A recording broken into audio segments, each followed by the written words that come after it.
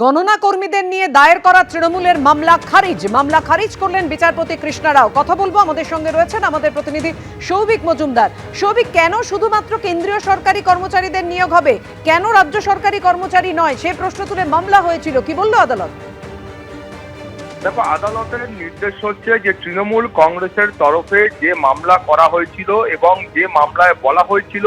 যে counting supervisor এবং counting assistant এই দুটি পদে কেন শুধুমাত্র কেন্দ্রীয় সরকারিকে নিযুক্ত করা হবে বা নিয়োগ করা হবে, সেই প্রশ্ন তুলে তারা যে মামলা করেছিলেন সেই মামলা মাননীয় বিচারপতি কৃষ্ণা রাও তিনি খারিজ করেছেন এবং তিনি এর পাশাপাশি তৃণমূল কংগ্রেসকে এই অধিকারও দিয়েছেন যে যদি তৃণমূল কংগ্রেস মনে করেন যে নির্বাচন যে গণনা কেন্দ্রে এই আধিকারিকরা বিজেপির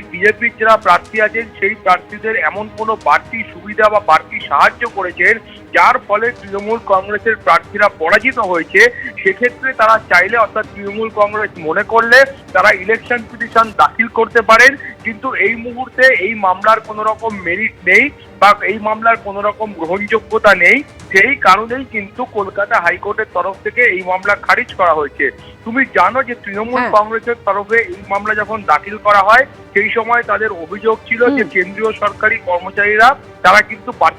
বাড়তি সুবিধা দিতে পারেন, সেই কারণেই তাদের এই মামলা।